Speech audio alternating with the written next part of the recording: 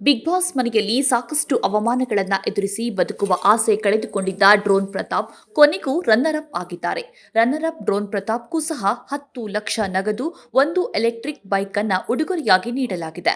Runner up ಆಗುವ ಮುಂಚೆಯೇ ಪ್ರತಾಪ್ ಅವರ ಮನದಾಳದ ಮಾತನ್ನ ಕೇಳಿದಾಗ ಅವರು, ನನಗೆ ದುಡ್ಡು ಬಂದ್ರೆ ಅದನ್ನ ನಾನು ಸ್ವಲ್ಪವೂ ಇಟ್ಟುಕೊಳ್ಳುವುದಿಲ್ಲ, ಬಡವರಿಗೆ ಅಥವಾ ಬೇಕಾದ ಜನರಿಗೆ ನೀಡುತ್ತೇನೆ ಎಂದು ಹೇಳಿದ್ರು.